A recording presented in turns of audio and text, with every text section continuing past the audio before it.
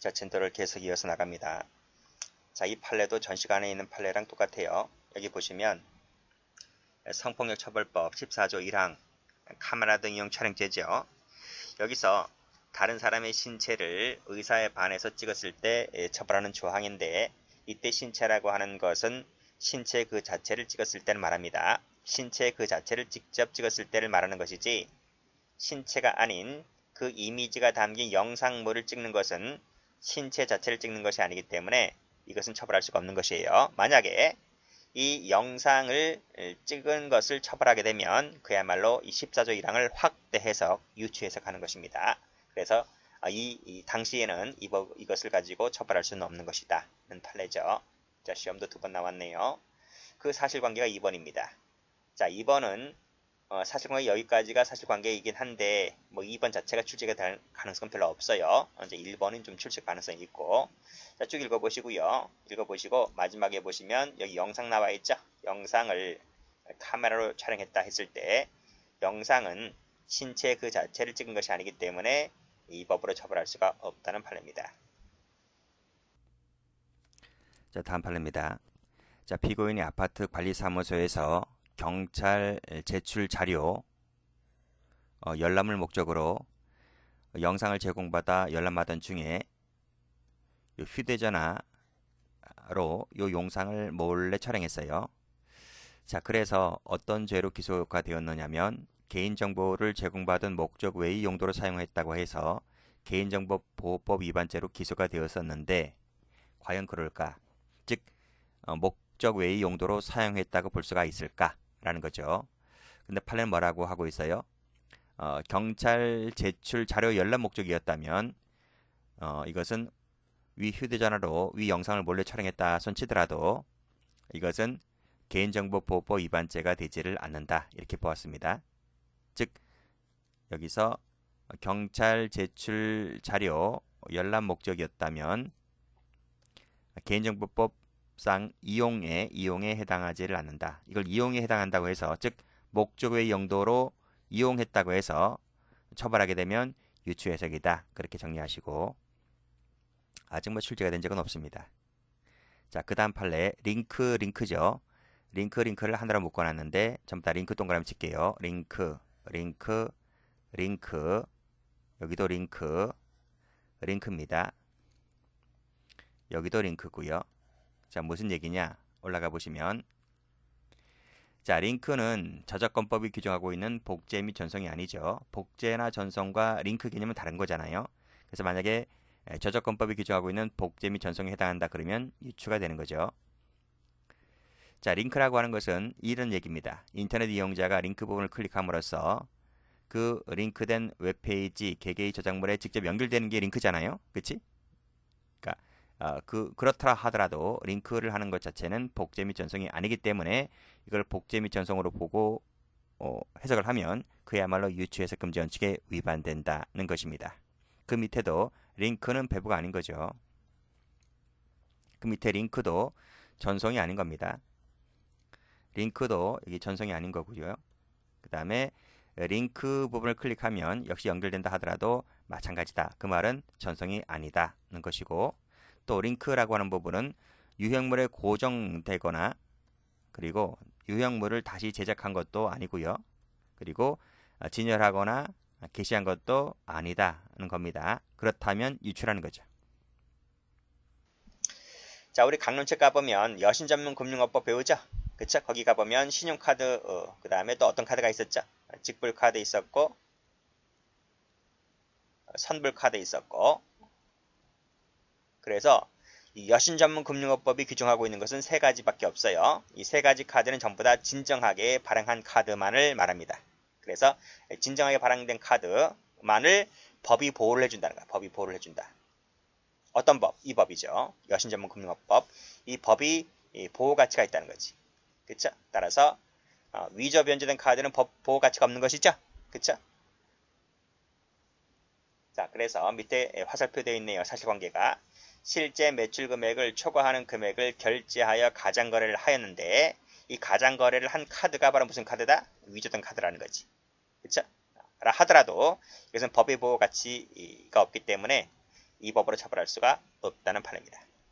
그리고 말씀드렸죠? 카드는 요 세 가지라고요. 신용카드, 직불카드, 선불카드. 그래서 밑에 여기 보면 기업구매 전용카드는 이 법 세 가지에 들어오지 않기 때문에 이 법으로 처벌할 수가 없다는 것입니다. 여기 포함되지 않아서 결국 뭐다? 신용카드업법,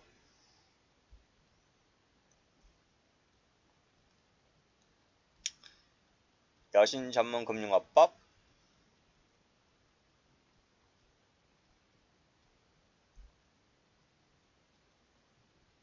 위반 안 된다는 거지, 그치? 그쵸? 또 어떤 카드가 있었지? 현금카드 있었죠? 현금카드,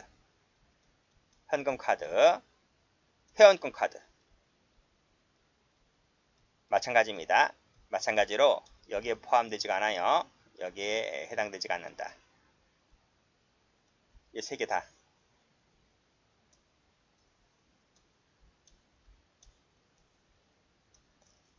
됐고. 자, 다음 페이지 보면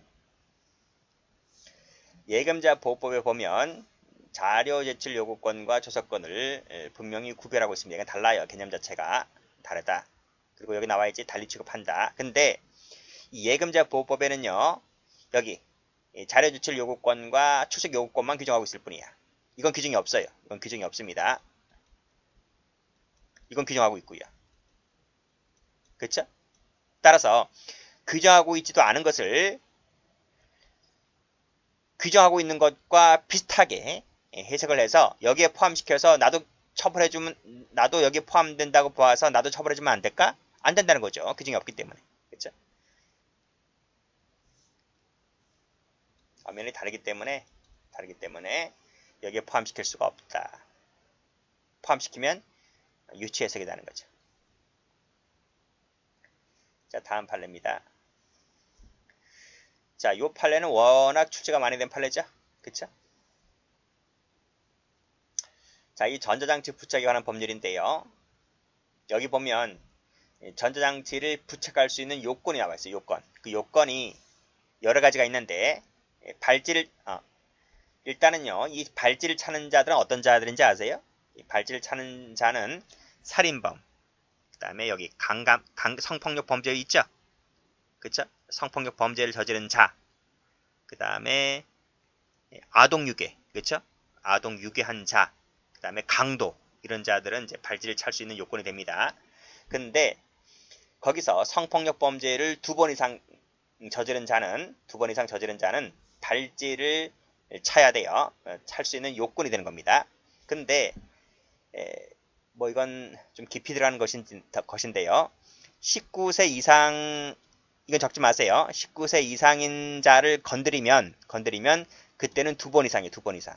2번 이상 성폭력 범죄를 저질렀을 때 그때 출소하면, 이 사람이 출소를 하면 이제 발찌를 차는 거야. 발찌. 출소할 때. 근데 19세 미만자를 건드리잖아요. 그치? 19세 미만자를 건드리잖아요. 그때는 한 번만 저질러도 발찌를 차요. 그 대표적인 자가 누군지 아시죠? 그 대표적인 자가 고영욱이잖아. 고영욱. 가수. 야가 초범이었어요. 초범이었는데 이 친구가 19세 미만자를 건드린 거야. 그래서 그 죄로 복역을 했고, 그래서 출소할 때 발찌를 차고 나온 거지. 근데 여기서는 그게 별로 중요하지 않아요. 여기서는 그게 중요하지 않고, 여기서는 이제 요 19세 이상자만을 설명할게요. 19세 이상자. 그때는 성폭력 범죄를 한 번 저질렀다고 해서 발찌를 차는 것이 아니고 2번 이상 저질러야 돼. 2번 이상 저질렀을 때 발찌를 찬다. 발찌 누가 채워요? 보호관찰관이 와요. 보호관찰관이 와서 교도소 보안과에서 발찌를 채워줘요. 발찌를 채운다. 자, 그러면 여기서 2번 이상 저질렀다 했잖아요. 그치? 요 의미를 잘 보세요. 자, 이 2번 이상 저질렀다라고 했을 때 이것은 형벌을 말합니다. 형벌을 말하는 것이다. 이제 교도소에서 첫 번째 교도소 가고 두 번째 교도소 가고 나올 때를 말하는 것이죠. 이 형벌을 의미하는 것이지 보호처분은 포함되지가 않는다. 여기 보호처분이 뭐예요? 이건 교도소가 아니고 소년원이라고 하는 학교입니다. 학교야, 학교. 소년원에 들락날락 거리는 애들 있지? 학교 다닐 때, 초등학교 다닐 때. 죄질 나쁘잖아, 그쵸? 이건 학교다. 여기는 우리가 취업할 때요, 우리 교도소 출소한 자는 취업 제한이 있죠, 취업 제한. 취업 제한 있잖아. 뭐 학교 교육 관련된 시설에는 취업이 안 되잖아요. 그러면 그 학교 관계자가 그 취업하려고 한 지망자에게 그 떼우라기잖아. 경찰서 가서, 그쵸? 그때 와서 과거 성폭력 범죄를 저지른 자 그 기록이 나타나면 10년간 취업이 안 되는 거 아시죠? 근데 이 깜빵 갔다 나온 자는 그 기록이 나타납니다. 그 기록이 나타나는데 소년원에 갔다 온 자는 기록이 안 나타나. 그 차이가 그거예요. 그러니까 교도소 갔다 온 자는 기록이 열람이 가능한데 소년원에 갔다 온 자는 열람이 안 돼요. 안 된다. 취업하는데 지장이 없다는 거예요. 이건 무슨 뜻이냐면 이 친구가 갑이라는 친구가 있는데 이 친구가 초등학교 다닐 때 성폭력 범죄 비슷하게 저질러서 뭐 성폭력 범죄 꼭 강간만이 성폭력 범죄는 아니잖아요. 추행도 할 수 있는 거잖아요. 근데 이 친구가 소년원에 갔다 왔어. 소년원에 갔다 왔어. 그치? 그리고 이 친구가 성인이 되었어. 성인이 되어서 성범죄를 저질렀어. 여기서는 뭔 저질렀지? 여기 강간상해죄라고 하는 죄를 저질렀어. 그래서 그때 교도소 갔다 왔어. 한 번이지. 이것도 한 번이지. 그쵸? 근데 앞서 뭐라 했습니까? 성폭력 범죄를 2번 이상 저질렀을 때 발질 채운다 그랬잖아요. 그럼 이 친구는 한 번 저지른 거야? 2번 저지른 거야? 판례가 뭐라 그래? 이거 포함시키면 안 된다는 거죠. 소년원 기록은 포함시키면 안 된다며. 뭐만 포함시켜? 이것만. 그쵸? 그러면 결국 이 친구는 한 번 저지른 거네? 한 번 저질렀기 때문에 발질 채우면 돼, 안 돼? 출소할 때. 발질 못 채워요? 발질 못 채워요. 못 채운다. 그런 얘기입니다. 그래서 여기 유죄 확정 판결 받은 자, 즉 2번 이상 범한 자에는 여기 보호처분 받은 기록은 포함시키지 않는다. 이건 안 된다는 거예요. 포함시키면 여기 보호처분 받은 기록을 고려한다 안 한다? 고려하면 안 된다. 그런 내용입니다. 똑같이 보호처분 동그라미 치시고 이걸 동그라미 친 걸 포함시켜버리면 유추해석이다. 는 판례입니다. 출제는 2번의 출제가 잘 돼요. 자, 이것은 무슨 판례냐면 형법에는요. 요 발행에 관한 위조 변조 그리고 배서에 관한 위조 변조를 모두 규정하고 있습니다. 물론 이제 구분해서 규정하고 있긴 하지만 발행과 배서를 모두 형법에는 규정하고 있는데 끊고 이 부정수표 단속법에는 수표라고만 되어 있습니다. 수표라고만 되어 있고 여기 배서에 관련된 부분이 포함되어 있지 않습니다. 그래서 밑에 보시면 부정수표 단속법에 처벌하는 행위는 요 발행, 수표 발행에 관련된 부분만 처벌하고 있단 말이죠. 즉 형법에서는 요 발행이 있죠, 요 발행에 관련된 부분도 있고 배서에 관한 부분도 있는데 부정수표 단속법에는 요 발행만 있어, 발행만. 배서가 없어, 규정에. 따라서 수표의 요 배서에 관한 부분은 부정수표 단속법에는 처벌 규정이 없기 때문에 따라서 부정수표 단속법으로는 처벌이 안 된다. 이런 말이죠. 근데 형법엔 가능합니다. 발행과 배서가 다 있기 때문에. 그래서 이런 말이 나오는 거죠. 형법상에 해당되는지 여부는 변론으로 하더라도 부정수표 단속법에는 배서가 없기 때문에 이걸 처벌하게 되면 유추다. 아시겠죠? 그렇게 보시면 되겠습니다.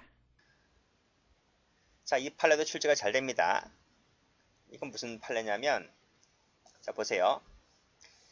보건범죄 단속에 관한 특별조치법인데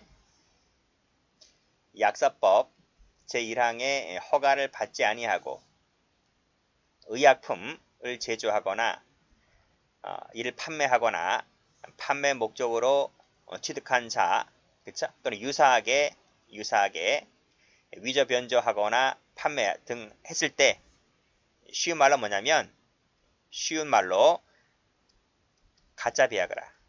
진짜 이 사실관계가 그랬습니다. 가짜 비아그라를 판 거야 이 사람이. 비아그라를 팔았다 이거. 근데 진짜가 아니고 가짜를 팔았던 겁니다. 여러분 이 비아그라라고 하는 것은 전문의약품이죠. 의약품이기 때문에 이거 처방전 있어야 돼. 의사의 처방전. 이게 무슨 병원이지? 이게 비뇨기과잖아, 비뇨기과. 비뇨기과에 가서 전문의의 처방전을 발급받아서 약국에 가야지, 약국. 약국에 가면 이제 이 약국에서 진짜 비아그라를 파는 거지. 그쵸? 판매를 합니다. 그러면 이 진짜 비아그라는 이 약국에 가서, 병원에 가서 처방전을 발급받아 와서 약국에서 약을 샀어요. 이거는 가격이 비쌀까, 쌀까? 가격이 싸. 안 사봐서 모르겠는데요. 그렇게 생각하지 마시고, 여러분 정품이 비싸, 짝퉁이 비싸. 샤넬백 있죠, 샤넬백. 신세계 백화점, 강남 신세계 백화점에서 샤넬백을 샀어요. 샤넬백 하나 얼마예요? 500만 원 넘어요. 500에서 1000만 원 가까이 돼요. 비싸잖아, 정품이니까요. 짝퉁은 얼마예요? 짝퉁은 중국산 짝퉁. 공 하나 떼면 되는 거예요, 그렇죠? 똑같은 거예요. 진짜 비아그라가 가격이 비싸요. 비싸다고. 저도 안 사봐서 몰라요. 근데 상식적으로 생각해도 맞잖아요. 비싸잖아요. 그래서 업자들이 짝퉁을 파는 거야, 짝퉁을. 뭘 팔아? 가짜 비아그라를 판 거야. 가짜 비아그라는 가격이 비싸요, 싸요?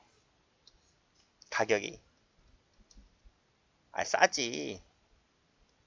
이게 비싸면 진짜를 사먹지 왜 가짜를 사먹냐. 그렇잖아요. 그치? 이 가격 얘기를 왜 하냐면 이것이 판례와 관련되어 있기 때문에 말하는 거야. 자, 이 친구가 가짜 비아그라를 이제 지울게요. 그러면요. 지웁니다.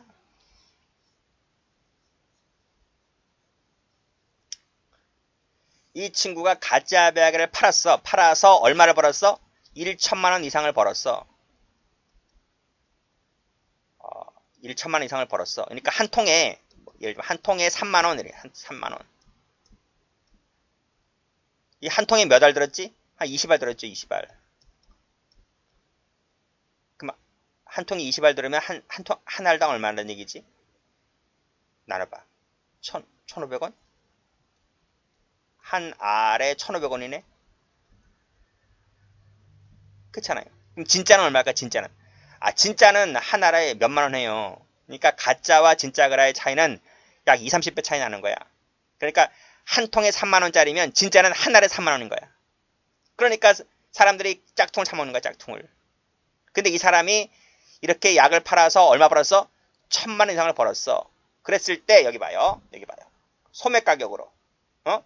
연 1,000만 원 이상 판매를 해서 얻은 수익금일 때에는 야, 형이 세네요. 무기 3년 이상이네요. 와, 엄청나다, 그쵸? 3년 이상이야. 그리고 이 판매 수익금 있지? 1,000만 원 이상 팔았다며? 그러면 판매액 그 판매 가격의 2배에서 5배 이상을 벌금 때립니다. 토해내야 되는 거야. 그쵸? 그랬을 때 여기서 말하는 여기 지금 소매 가격이죠, 소매 가격으로 1,000만 원 이상, 소매 가격으로 2배에서 5배 이상 토해내라. 고 했을 때 이 소매 가격의 개념 정의는 가짜 비아그라를 팔았을 때의 수익금을 말하는 겁니까? 진짜 비아그라 팔았을 때의 수익금을 말하는 겁니까? 얘기했잖아. 진짜 비아그라 한 알에 3만 원 한다고요. 그러면 한 통이면 얼마야? 한 통이면 60만 원이에요, 60만 원. 그러면 60만 원이면 1,000만 원이 되려면 몇 통 팔아야 되는 거야? 16통, 7통. 17통을 팔면 1,000만 원 넘어가는 거예요. 그러면 17통 팔고 17통 팔았다고 해가지고 3년 이상 깜빵 가야 된다고 하면 너무 억울하지 않아? 내가 뭐 마약을 판 것도 아니고 흉기를 판 것도 아니고 비아그라 팔았는데 17통 팔았다고 3년 이상 징역받고 2배에서 5배 토해내면 너무 억울한 거 아니야? 그러니까 진짜 비아그라 이 X가 아니라 가짜 비아그라 X를 해야지 좀 말이 맞지 않아? 그렇잖아요. 그러면 봐요. 한 통에 3만 원이면 몇 통을 팔아야 되는 거야 이거? 곱하기 100, 700통. 한 1800통 팔아야 되네. 800통. 그쵸? 7, 800통 팔아야 되네. 그러니까 그 정도 가격을 팔았을 때는 제가 아까 마약을 판매한 것은 아니라 그랬잖아요. 그래, 마약 판 건 아니에요. 근데 가짜 비아그라 팔았다고 해서 이렇게 처벌할 수 있는가? 가짜 비아그라 이 약을 사 먹고 복용을 하게 되면요. 그 사람 그 남성의 성기능 장애가 와요. 그러니까 못 써먹는다고. 이 짝퉁을 사 먹게 되면 그 사람의 성기능에 큰 문제가 온다니까. 신체에 큰 장애가 오기 때문에 이거는 국민건강보건권에도 맞지가 않고 사회 질서에도 맞지가 않고 그래서 사회 질서를 어지럽히는 자들이기 때문에 이렇게 많이 약을 팔고 돌아다니는 자들은 이렇게 엄벌을 할 필요가 있는 거예요. 그래서 비록 마약은 아니지만 그렇죠? 어쨌든 간에 여기서 말하는 소매가게라 하는 말은 진짜 비아그라 판 액수가 아니라 가짜 비아그라를 팔았을 때의 액수를 말하는 것이다. 그런 말입니다. 그래서 이 소매가게란 말의 의미는 의약유의법 규정에 해당되는 의약품 그 자체의 소매가격을 말한다 했는데 의약품 그 자체의 소매가격이라 하는 것은 이퀄 가짜 비아그라 판매액이다. 아시겠죠? 가짜 비아그라 판매액을 말하는 것이지 허가된 의약품이 바로 뭐야? 이게 진짜 비아그라야. 진짜 비아그라 이게 진짜 비아그라. 이걸 말하는 게 아니라는 거죠. 위변조 대상이 된 게 뭐야? 대상이 된 게 진짜 비아그라지 이게. 그쵸? 이걸 말하는 것이 아니다. 이걸 말하는 것, 가짜 비아그라 아닌 진짜 허가된 의약품 대상이 된 진짜 비아그라 제품이라고 하면 그건 억울하다 했잖아. 그러면 유치해석이라는 겁니다. 요 마지막에 요 세 줄짜리가 추리가 잘 돼요. 하나만 더 볼게요. 자, 문화재법에서 위반행위 대상이 되는 천연기념물은 여기 살아있는 것만을 말합니다. 살아있는 천연기념물을 잡으면 안 돼. 어떤 게 있죠? 우리나라 조류 중에서 조류 중에서 천연기념물이 있잖아. 두루미? 있잖아. 잘 모르겠네. 기억이 안 나네. 근데 갑자기 이건 왜 이런 팔가 나왔냐면 이 친구가 어느 집에 놀러 갔어요. 놀러 갔는데 뭐 산골 가보면 뭐 멋지게 지은 집들 있잖아. 근데 거기에 그 집주인이 뭐 산에서 나는 뭐 약초도 캐고 그쵸? 뭐 산에서 나는 뭐 그런 거 해서 이제 생계를 유지하는 사람이에요. 근데 그 집에 가니 죽은 소쩍새 맞나? 소쩍새 천연기념물이나? 어쨌든 간에 그 죽은 새에 이게 날개를 펼치니까요. 날개를 펼치니까 엄청 커. 엄청나게 멋있고. 근데 그 죽은 소쩍새를 박제를 떴어. 박제. 예? 박제를 떠가지고 멋지게 재배해 놓은 거야. 근데 가만히 보니까 이 새가 정말 멋있는데 가만히 보니까 이게 천연기념물인 거야 이게. 그래서 이 사람이 신고를 했어. 신고를 하니까 이제 판례까지 검찰청에 불려가고 뭐 법정에 서기도 했겠죠. 그랬는데 법원이 뭐라 그래요? 이 천연기념물에 대해서 문화재법으로 처벌을 받으려면 살아있는 소쩍새를 잡았을 때 처벌할 수 있는 것이지 죽은 자. 왜 죽은 새라고 하는 것은 농약을 잘못 먹고 농약 먹고 죽을 수도 있잖아요. 그렇죠? 농약 먹고 죽을 수도 있는 것이고 뭐 전기줄에 감염되어서 죽을 수도 있는 것이고 뭐 늙어서 죽을 수도 있는 것이고 그렇죠? 그랬을 때 그 죽은 새를 발견해서 이 박제를 뜬 것은 살아있는 것을 잡아다가 박제를 뜬 것이 아니기 때문에 이 법으로 처벌할 수 없다. 처벌하면 이 법 해석을 잘못하는 것이라는 것입니다. 그래서 그렇게 되면 유치해석이다는 판례가 되죠. 자, 여기까지 합니다.